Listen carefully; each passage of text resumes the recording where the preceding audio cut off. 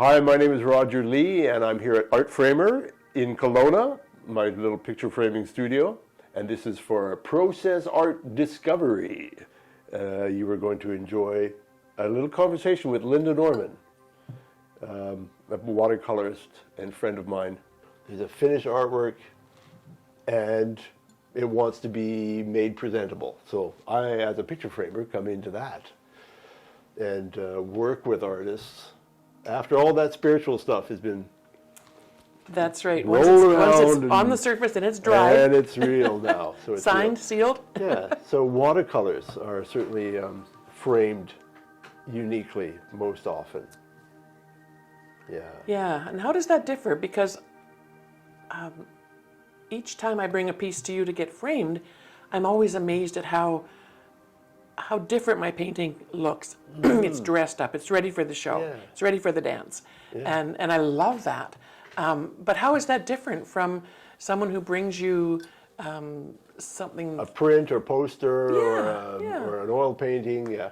Watercolors are different. There's something, there's a translucence to them, which makes the matching of tones and intensities and saturations different. They're usually a lot lighter. Your stuff, interestingly, has got a lot of saturated points and drama. So we can dress it up with like a dark matte, which is unusual for watercolors. Usually it's got to be much more light-hearted, less drama to support a watercolor. There's more delicacy, I guess that's it. The translucent quality and the delicacy of it demands a lighter approach.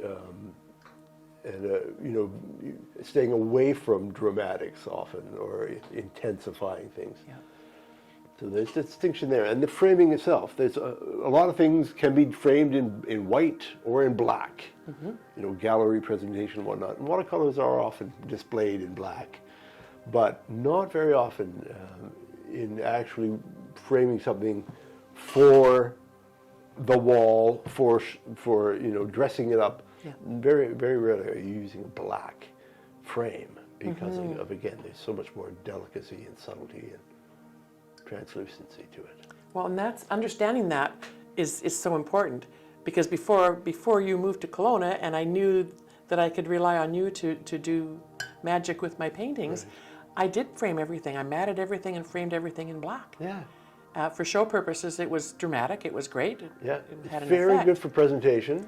But to draw an eye to something. They take on a new life with a professional. But again, you're a little bit of an exception to the rule with watercolors because of the sense of drama that you naturally incorporate into things. Well, and it's the product that I use as well that allows that. In the past, watercolors were typically very pale. Yeah. They and different properties to them. The products that I prefer to use, Daniel Smith is the brand of paint that I use. The pigmentation is intense. Yeah. And I love that. As much as I love beautiful pastel watercolors, which is what you would get if you used student grade watercolors. Right. They don't have that granulation, that pigmentation, that richness. And I think being self-taught, I just got that paint on there, and it turned out that I kind of have a heavy hand, I think, and can do that with those pigments. There's a unique aspect to your watercolor. And I didn't recognize that. Allows for, again, the unconventional sort of dramatic presentation of black and dark colored mattes. Although, outside of that need to present and draw attention, again, there's the other step, which is taking it from a gallery into the personal environment. That's where the delicacy would be more played up. You don't need that eye-catching, dramatic sort of finish or presentation. There's more options once it's taken out of the gallery and become a personal artifact. So when someone purchases a piece of art, they can bring it to you, and you can make it Yeah, if they've got a lot of black furniture, more yeah, suitable we'll for do their that. for their For their surroundings. environment or Yeah. for their temperament, but often watercolors are often wanting to be sort of a more muted tones, more warmth to it. Yeah. Well, and it's interesting. You know, I think watercolors are starting to gain a bit of popularity, but Yeah. typically they weren't what people went to. Not in the You same know, way. No, I think they're because more of a. for decorative purposes in homes, I think people were right. going for larger, abstract, maybe brighter colors, Yep. larger florals, that kind of thing, and watercolors just There's typically not a weren't. lot of watercolor abstract artists. There's not. Not in the same way they are with acrylics. Yeah. There's a whole abstract acrylic or abstract oils, very standard sort of in our consciousness as far as a consumer of art. We're familiar with all that. But abstract in watercolors, how often is that? And the nature of watercolors too, it doesn't allow an easy way to make a larger piece. Right. You know, you could do a huge 10 by 10 foot That's right. piece in acrylic Yeah.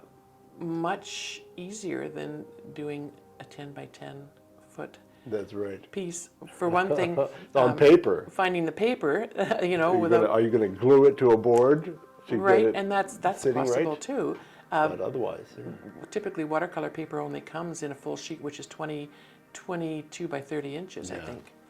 And so you can get a roll, but you're still only going to get the one depth of it. And so that's interesting. I was at a gallery show not long ago, and there was a piece on the wall that it was, I didn't measure it, but I'm guessing it was at least 8 feet by 8 feet. Is that right? It was amazing, absolutely amazing. And I thought about that, like, how would this translate to a watercolor? Like, easily maybe to do with a collage, Yeah.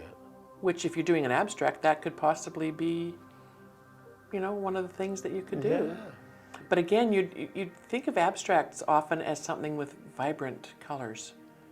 Definitely. Yeah. And big texture. Yeah, absolutely. Depth and Yeah, and they're often painted on upright, whereas a watercolor you're dealing with water, which responds to gravity acutely. right. So that's got to be the process is different. Yeah, so when I paint, I'm always painting pretty much on a flat surface. So you Once in a while, I'll put a brush underneath my board or my to let it drip. just a if I little. want something the gravity to work Yeah. in a certain Yeah, way. the But thicker mediums you can splatter around on the.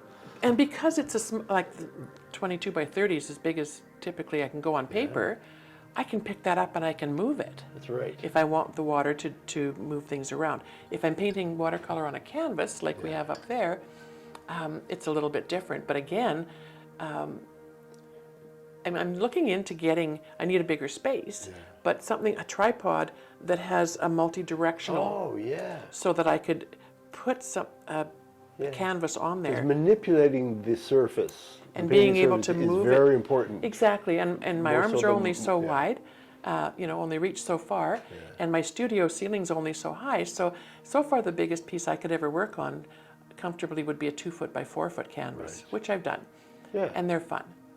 But bigger than that, and again, because watercolor dries and the movement of the water keeps things fluid, and there's only certain things that you can come back in without changing Yeah. a whole, a whole surface. So it's So are watercolors on canvas, is that a very common thing or it's or getting to something- be more popular. Yeah. Not a lot of people paint watercolor on canvas like I do with a credit card and a palette knife. There's a whole group of people now painting watercolor on canvas like they would normally paint like a portrait or a garden scene or something.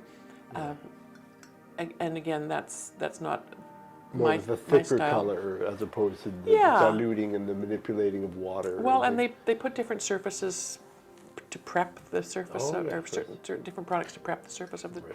canvas. So it's an interesting thing. But again, and you're able to frame a canvas Yeah. with, now is that called a floater frame that It's you called put? a float frame, yeah. frame? It's a little frame with a gap between it and the canvas, so some breathing room and some depth. And Yeah, and it's a so very effective. Nice simple effect. Yeah. Like some of my favorite pieces that I've done on canvas are our favorite because of the way you framed them. Yeah. Yeah, Yeah, absolutely. the energy's very, very good for your pieces, yeah. Yeah. But not black. No, you have not done black. And that's exciting.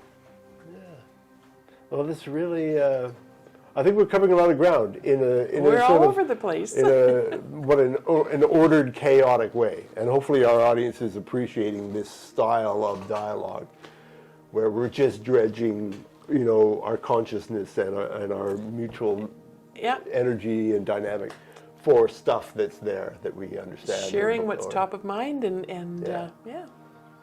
Well, and you're so easy to chat with, Roger. I love nice. having chats. You too. You make great tea. You have a voice like music, which is very well. pleasant. Yeah.